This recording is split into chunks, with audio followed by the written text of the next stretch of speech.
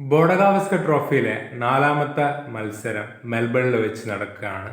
ഈ മത്സരത്തിൽ ഇന്ത്യക്ക് ഒരു അഡ്വാൻറ്റേജ് ഉണ്ട് എന്ന് ഞാൻ പറയും. കാരണം കഴിഞ്ഞ 12 വർഷമായിട്ട് ഇന്ത്യ മെൽബണിൽ ഒരു ടെസ്റ്റ് തോറ്റിട്ടില്ല എന്നുള്ളതാണ് ഇന്ത്യക്ക് ഈ ഒരു ഗ്രൗണ്ടിലേക്ക് എത്തുമ്പോൾ ഇന്ത്യയുടെ മൊമെൻറ്റം എന്ന് പറയുന്നത്.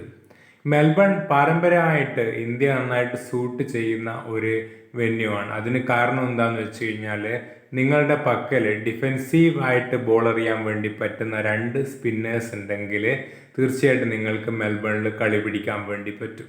ആദ്യം തന്നെ നിങ്ങൾ മനസ്സിലാക്കേണ്ട കാര്യം എന്ന് വെച്ച് കഴിഞ്ഞാൽ മെൽബണിൽ ഒരിക്കലും ബോള് നമ്മുടെ ഇന്ത്യൻ പിച്ചസിനെ പോലെ തിരിയില്ല, കറങ്ങില്ല, അതേപോലെ ടേൺ ഒന്നും ഉണ്ടായിരിക്കില്ല. കാരണം പക്ഷേ മെൽബണിൽ എന്താ സംഭവിക്കാന്ന് വെച്ച് കഴിഞ്ഞാൽ ഡിഫെൻസീവ്ലി ബോൾ ചെയ്യാൻ വേണ്ടി പറ്റുന്ന 2 സ്പിന്നേഴ്സ് നിങ്ങളുടെ ടീമിലുണ്ടെങ്കിൽ സ്വാഭാവികമായിട്ടും നിങ്ങൾക്ക് റൺസ് കണ്ടെയ്ൻ ചെയ്തിട്ട് കുറേ ഓവറുകൾ എറിയിപ്പിക്കാൻ വേണ്ടിയിട്ട് പറ്റും.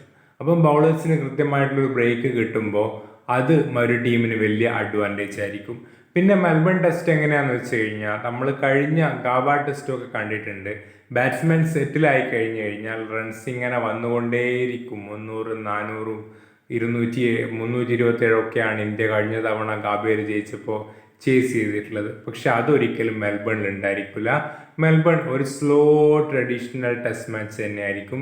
ഒരു 240 റൺസ് ഒരു ദിവസമൊക്കെ പറക്കുന്ന പോലത്തെ ഒരു ടെസ്റ്റ് മാച്ച് ആയിരിക്കും നമുക്ക് മെൽബണിൽ എക്സ്പെക്ട് ചെയ്യാൻ വേണ്ടി പറ്റുന്നത്.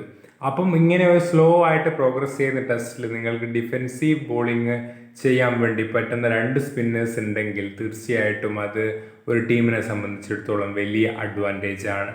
അപ്പോൾ ഇന്ത്യയുടെ പക്കൽ ഓസ്ട്രേലിയയേക്കാൾ നല്ല സ്പിന്നർ ഉള്ളത് കൊണ്ട് ഇന്ത്യക്ക് ഒരു അഡ്വാൻറ്റേജ് നമുക്ക് കൊടുക്കാൻ വേണ്ടിയിട്ട് പറ്റും. ഇന്ത്യയുടെ പക്കൽ ഇപ്പം വളരെ കൃത്യമായിട്ടൊരു അഡ്വാൻറ്റേജ് ഉണ്ട് നമുക്ക് പറഞ്ഞു വെക്കാൻ വേണ്ടി പറ്റും.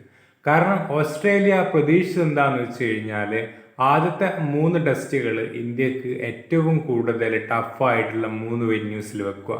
അതായത് അഡ്ലൈഡ്, പെർത്ത്, അതേപോലെ തന്നെ ബ്രിസ്ബൻ. ഈ 3 ടഫായിട്ടുള്ള വെന്യൂസിൽ വെക്കുക.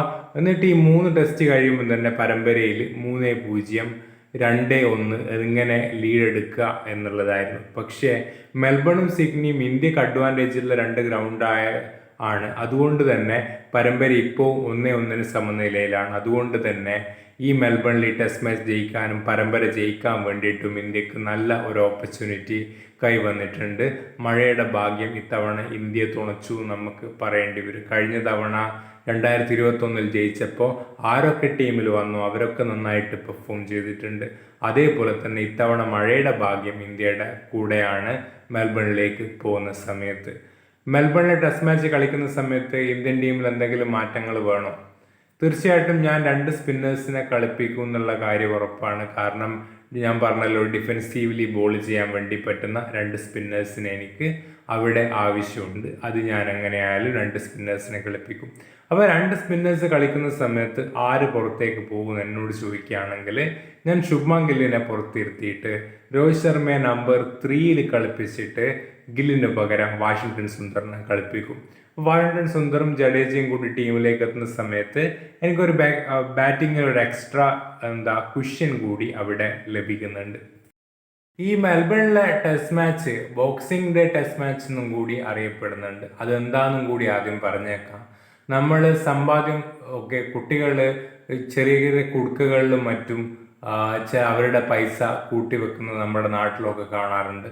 അതേപോലെ തന്നെ ഒരു വർഷത്തെ കുട്ടികളുടെ സമ്പാദ്യം ഡിസംബർ 26-ന്, അതായത് ക്രിസ്മസ് കഴിഞ്ഞതിന് ശേഷമുള്ള ആ ദിവസം അവർ പൊട്ടിച്ച് അവർക്ക് വേണ്ട കാര്യങ്ങൾ ചെലവഴിക്കും.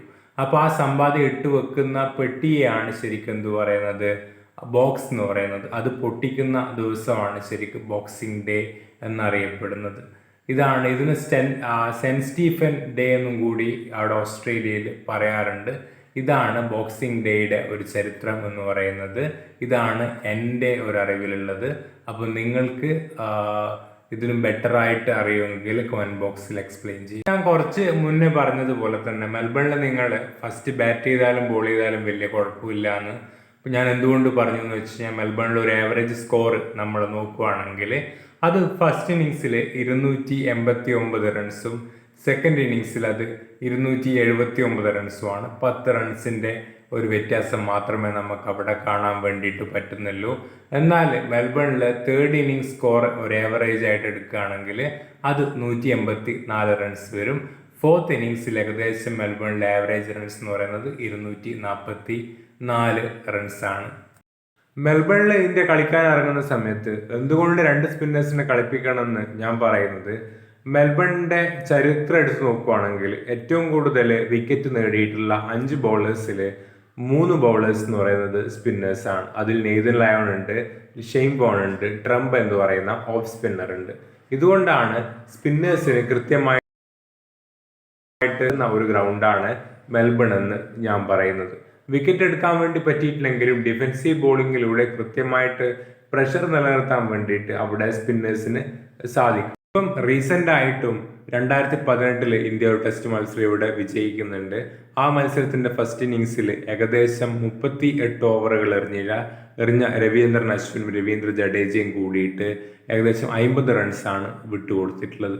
അവർ 4 വിക്കറ്റുകൾ എടുത്തിട്ടുമുണ്ട്. വിക്കറ്റ് കോളത്തിൽ നോക്കുന്ന സമയത്ത് വലിയ വിക്കറ്റുകളല്ലെങ്കിൽ പോലും അവർ എറിഞ്ഞു തരുന്ന ഏകദേശം 39 ഓവറുകളോളം ഇന്ത്യക്ക് വലിയ ആ മത്സരത്തിൽ വലിയ ഗുണം ചെയ്തിട്ടുണ്ട്. അപ്പോൾ ഇതാണ് ഞാൻ പറയുന്നത്, സ്പിന്നേഴ്സിന് ഇവിടെ ഡിഫെൻസീവ്ലി ബോൾ ചെയ്യിച്ച് പ്രഷർ ക്രിയേറ്റ് ചെയ്യാൻ വേണ്ടിയിട്ട് സാധിക്കുന്ന ഒരു ഗ്രൗണ്ടാണ് മെൽബൺ എന്ന് പറയുന്നത്. അതുകൊണ്ട് 2 സ്പിന്നേഴ്സിനെ കളിപ്പിച്ച് ടെസ്റ്റിലേക്ക് വരുന്ന സമയത്ത് ഓസ്ട്രേലിയ തങ്ങളുടെ 11-ൽ 2 മാറ്റങ്ങൾ വരുത്തുമെന്നാണ് എനിക്ക് കിട്ടിയ വാർത്ത. കാരണം നെയ്തൻ മെക്സീനിയെ പുറത്തിരുത്തിക്കൊണ്ട് കോൺസ്റ്റാർസ് എന്ന് പറയുന്ന 19 വയസ്സുള്ള ഒരു ഓപ്പണറിനെ ട്രൈ ചെയ്യാൻ വേണ്ടിയിട്ട് ഓസ്ട്രേലിയ തീരുമാനിക്കുന്നുണ്ട്. അത് ശരിക്കും അൺലൈക്ക് ഓസ്ട്രേലിയ എന്ന് തന്നെ നമുക്ക് പറയേണ്ടി വരും. ഓസ്ട്രേലിയ അങ്ങനെ ചെയ്യാറില്ല. പ്ലേയേഴ്സിന് കൃത്യമായിട്ട് ബാക്ക് ചെയ്യുന്ന ഒരു സിസ്റ്റം ഓസ്ട്രേലിയക്ക് ഉണ്ട് എന്ന് നമുക്ക് അറിയാം. പക്ഷെ എന്തുകൊണ്ട് അങ്ങനെ ചെയ്യുന്നു എന്നറിയില്ല. ഒരു 10 വയസ്സുകാരനാണ്, 11 മത്സരങ്ങൾ കളിച്ചിട്ടുണ്ട്, ഒരു ഫ്ലാംബോയിന്റ് സ്റ്റോക്ക് മേക്കർ ആണ്, അടിച്ച് കളിക്കാൻ വേണ്ടിയിട്ട് ശ്രമിക്കും. പക്ഷെ അത് ഒരു പ്രൂവൺ ഓപ്പണർ ആണോ എന്ന് ചോദിച്ചു കഴിഞ്ഞാൽ ഒരിക്കലും അല്ല. ജസ്പ്രീത് ബുംറയെ എങ്ങനെ ഫേസ് ചെയ്യുന്നു നമ്മൾ കണ്ടറിയേണ്ടതുണ്ട്. അതേപോലെ തന്നെ ജോഷ് ഹേസൽവുഡ് പരമ്പരയിലെ തുടർന്ന മത്സരങ്ങൾ കളിക്കില്ല എന്നുള്ള കാര്യം ഏകദേശം ഉറപ്പായിട്ടുണ്ട്. അതിനു പകരം സ്കോട്ട് ബോളന്റ് അവിടെ വന്നിട്ടുണ്ട്. ഈ സ്കോട്ട് ബോളന്റിനെ കുറിച്ച് പറയുകയാണെങ്കിൽ അദ്ദേഹത്തിന്റെ ഹോം ഗ്രൗണ്ടാണ് മെൽബൺ എന്ന് പറയുന്നത്. ഇന്ത്യൻ ബാറ്റർമാർ ശ്രദ്ധിച്ചിരിക്കണം, അധിക റൺസ് കൊടുക്കില്ല ഒരു ഓവറിൽ. അല്ലെങ്കിൽ അദ്ദേഹത്തിന്റെ ഈ മത്സരത്തിൽ ഓവറോൾ എക്കണോമി എന്ന് പറയുന്നത് 2 ആയി കഴിഞ്ഞാൽ അത്ഭുതം, അത്രേ എനിക്ക് പറയാനുള്ളൂ. കാരണം മെൽബൺ ഗ്രൗണ്ടിൽ അദ്ദേഹത്തിന്റെ എക്കണോമി എന്ന് പറയുന്നത് 1.38 ആണ്. അപ്പം സ്കോർ ഏകദേശം ഉറപ്പാണ്. അഡ്ലൈഡിലുള്ളതുപോലെ ശ്രദ്ധിച്ചിരിക്കുക, കാരണം അദ്ദേഹം ഒരു ഡെഡ്ലി ബോളറാണ്. എന്തുകൊണ്ട് ഓസ്ട്രേലിയൻ ടീമിൽ അദ്ദേഹം കൺസിസ്റ്റന്റ് ആയിട്ട് കളിക്കുന്നില്ല എന്ന് ചോദിച്ചു കഴിഞ്ഞാൽ, ഓസ്ട്രേലിയയിൽ കളിക്കുന്ന സമയത്ത് അദ്ദേഹത്തിന്റെ ആവറേജ് 23 ആണെങ്കിൽ വേറെ ഏതെങ്കിലും ഒരു സ്ഥലത്ത് പോയിട്ട് അദ്ദേഹം കളിക്കുകയാണെങ്കിൽ അദ്ദേഹത്തിന്റെ ആവറേജ് ഏകദേശം 35-38 ഒക്കെയാണ്. ഇതുകൊണ്ടാണ് സ്കോട്ട് ബോളണ്ടിനെ ഓസ്ട്രേലിയക്ക് പുറത്ത് കളിപ്പിക്കാത്തതും അല്ലെങ്കിൽ ഓസ്ട്രേലിയൻ ടീമിൽ സ്ഥിര സാന്നിധ്യം അല്ലാത്തതും. കോൺസ്റ്റാർസ് എന്ന് പറയുന്ന പ്ലെയർ തൻ്റെ കഴിഞ്ഞ 4-5 മത്സരങ്ങളിൽ ഒരു 3 സെഞ്ചുറി അടിച്ചിട്ടുണ്ട്. നല്ല ഫോമിലാണ് ഇങ്ങോട്ടേക്ക് വരുന്നത്. ബിഗ് ബാഷിൽ ഡെബ്യൂ ചെയ്തിട്ടുണ്ട് ഈ കഴിഞ്ഞ ആഴ്ച തന്നെ. അപ്പോൾ ഒരു എക്സലന്റ് പ്രോസ്പെക്റ്റ് ആണ്. അദ്ദേഹം എങ്ങനെ കളിക്കും നമുക്ക് അറിയാം. ഇന്ത്യൻ ടീമിൽ എന്ത് മാറ്റം വരുത്തും എന്ന് ചോദിച്ചു കഴിഞ്ഞാൽ, വാഷിംഗ്ടൺ സുന്ദറിനെ എങ്ങനെയാലും അക്കോമഡേറ്റ് ചെയ്യുന്ന ഒരു പ്ലേയിങ് 11 ഞാൻ പറയാൻ വേണ്ടിയിട്ട് പോകുന്നത്. അതിനു വേണ്ടിയിട്ട് ഞാൻ ശുഭ്മാൻ ഗില്ലിനെ ഡ്രോപ്പ് ചെയ്യുന്നുള്ള കാര്യം ഉറപ്പാണ്. എന്നിട്ട് നമ്പർ 3 രോഹിത് ശർമ്മയെ കളിപ്പിച്ചിട്ട് അവിടെ താഴേക്ക് വാഷിംഗ്ടൺ സുന്ദറിനെ കളിപ്പിക്കും. ഇതായിരിക്കും ഞാൻ ഇന്ത്യൻ ടീമിൽ വരുത്തുന്ന ഒരു മാറ്റം. ഗാബയിൽ ടെസ്റ്റ് മത്സരം കളിച്ചപ്പോൾ ഞാനൊരു കാര്യം കൃത്യമായിട്ട് പറഞ്ഞിട്ടുണ്ട്. അതായത് നിങ്ങൾ ആദ്യത്തെ 30 ഓവർ ഒന്ന് നോക്കി കളിക്കുക, അതിനുശേഷം നിങ്ങൾക്ക് റൺസ് അവിടെ നല്ല രീതിയിൽ കണ്ടെത്താൻ വേണ്ടിയിട്ട് പറ്റും. പക്ഷേ മെൽബണിലേക്ക് എത്തുന്ന സമയത്ത് നിങ്ങൾ ആദ്യത്തെ 20 ഓവർ മറികടക്കാൻ നിങ്ങൾക്ക് സാധിച്ചിട്ടുണ്ടെങ്കിൽ നിങ്ങൾക്ക് ഈ പിച്ചിൽ വിജയിക്കാൻ വേണ്ടിയിട്ട് സാധിക്കും. കാരണം എന്താണെന്ന് വെച്ച് കഴിഞ്ഞാൽ മെൽബണിലെ സർഫേസ് ഭയങ്കര ഹാർഡായിട്ടിരിക്കും. അതുകൊണ്ട് തന്നെ എന്ത് സംഭവിക്കുമെന്ന് വെച്ച് കഴിഞ്ഞാൽ പ്രധാനമായിട്ടും ഈ ന്യൂ ബോൾ പെട്ടെന്ന് പഴകാൻ വേണ്ടിയിട്ട് തുടങ്ങും. കാരണം അതുകൊണ്ട് തന്നെ ആദ്യത്തെ 20 ഓവറുകൾ നോക്കി കളിക്കേണ്ടതുണ്ട്. പിന്നെ നിങ്ങളൊരു സ്ലോ ടെസ്റ്റ് മാച്ചിനാണ് ഇവിടെ വരുന്നത്. വലിയ സ്ട്രോക്ക് മേക്കിംഗ് ഒന്നും വേണ്ട. നിങ്ങൾ കൂടുതൽ മണിക്കൂർ ബാറ്റ് ചെയ്യാൻ വേണ്ടി പറ്റുമെങ്കിൽ അങ്ങനെ ബാറ്റ് ചെയ്യാന്നുള്ളത് മാത്രമേ ഉള്ളൂ. ഒരിക്കലും നിങ്ങൾ കണ്ണും പൂട്ടി അടിക്കാനൊന്നും നിൽക്കരുത്. ഒരു സ്ലോ ടെസ്റ്റ് മാച്ച് ആണ്. അപ്പോൾ അതിനെ നിങ്ങൾ എന്ത് ചെയ്യണം, ആ ഒരു മൈൻഡ് സെറ്റോട് കൂടി വരണം. ഞാനൊരു 2 ദിവസം ബാറ്റ് ചെയ്താൽ എനിക്ക് 330 കടക്കാം. ഇതായിരിക്കണം നിങ്ങളുടെ മൈൻഡ് സെറ്റ്. ഈ മൈൻഡ് സെറ്റ് തന്നെ വന്നിട്ട് ബാറ്റ് ചെയ്യണം. ഒരിക്കലും ഗാബ പോലെ പെട്ടെന്ന് റൺസ് വരുന്ന ഒരു ഗ്രൗണ്ട് അല്ല. അപ്പോൾ പെട്ടെന്ന് റൺസ് വരാത്തത് കൊണ്ട് തന്നെ നിങ്ങൾ ഫ്രസ്ട്രേഷനിൽ ഓൺ ദി റൈസ് ഷോട്ട് ഒന്നും കളിക്കരുത്. അതായത് ട്രൂ ബൗൺസ് ട്രൂ ആയിരിക്കുമെങ്കിൽ പോലും നിങ്ങൾക്ക് ആ ഡിസിപ്ലിൻ കൃത്യമായിട്ട് വേണം. ജയ്സ്വാളിനോടാണ് ഞാൻ പറയുന്നത്. കാരണം ജയ്സ്വാൾ എല്ലാത്തിനും ഷോട്ട് അടിക്കുന്ന ഒരു രീതിയിലാണ് അദ്ദേഹം പോകുന്നത്. ആ ഡിസിപ്ലിൻ അവിടെ കുറച്ച് ലാക്ക് ചെയ്യുന്നുണ്ട്. അദ്ദേഹത്തിൻ്റെ സ്കോറിംഗ് ഓപ്പർച്യൂണിറ്റീസ് വളരെ ലിമിറ്റഡ് ആണ്, അദ്ദേഹം മനസ്സിലാക്കേണ്ടതുണ്ട്. അപ്പം അത് അനുസരിച്ചിട്ട് ചെയ്യണം. എല്ലാ ബോളും അടിക്കാനോ അല്ലെങ്കിൽ ശരീരത്തിൽ നിന്ന് ദൂരെ വരുന്ന ബോളുകളെ കളിക്കാനോ ശ്രമിച്ചു കഴിഞ്ഞാൽ അദ്ദേഹം പെട്ടെന്ന് പുറത്താവാനുള്ള സാധ്യതയുണ്ട്. ഇന്ത്യ ഈ ഒരു മത്സരത്തിൽ ശ്രദ്ധിക്കേണ്ട കാര്യം എന്താണെന്ന് വെച്ച് കഴിഞ്ഞാൽ 10-15 ഓവർ കഴിഞ്ഞ് കഴിഞ്ഞാൽ ന്യൂ ബോൾ മെല്ലെ തേയ്മാനം സംഭവിക്കുകയും സ്വിങ് വരുന്നത് കുറയുകയും ചെയ്യും. അതുകൊണ്ട് തന്നെ ഓൾഡ് ബോളിൽ എങ്ങനെ എറിയും എന്നുള്ളതാണ് ഈ ഗ്രൗണ്ടിൽ കളി തീരുമാനിക്കുന്ന ഒരു കാര്യം. അപ്പോൾ ജസ്പ്രീത് ബുംറ ഓൾഡ് ബോളിൽ നന്നായിട്ട് എറിയും. ആകാശ് ദീപിന്റെ കാര്യം നമുക്ക് കൃത്യമായിട്ട് പറയാൻ വേണ്ടി പറ്റില്ല. അതേപോലെ തന്നെയാണ് മുഹമ്മദ് സിറാജ്. അപ്പം സ്പിന്നേഴ്സ് നന്നായിട്ട് ഡിഫെൻസീവ്ലി ബോൾ ചെയ്തിട്ട് നമ്മുടെ ജസ്പ്രീത് ബുംറയ്ക്ക് ഒരു റെസ്റ്റ് കൊടുത്തിട്ട് അദ്ദേഹത്തെ രണ്ടാമത്തെ സ്പെല്ലിൽ കൊണ്ടുവന്നിട്ട് വിക്കറ്റ് എടുക്കലായിരിക്കും ന്യൂ ബോൾ തേഞ്ഞു കഴിഞ്ഞാൽ ഇന്ത്യക്ക് ചെയ്യാൻ വേണ്ടി പറ്റുന്ന ഒരു കാര്യം. അത് കൃത്യമായിട്ട് ചെയ്യണം. പിന്നെ ന്യൂ ബോളിൽ ആകാശ് ദീപ് സ്ട്രഗിൾ ചെയ്തിട്ടില്ല. പക്ഷേ ന്യൂ ബോളിൽ ഓൾഡ് ബോളിൽ ഇന്ത്യ എപ്പോഴും സ്ട്രഗിൾ ചെയ്തതായിട്ട് നമ്മൾ കണ്ടിട്ടുണ്ട്.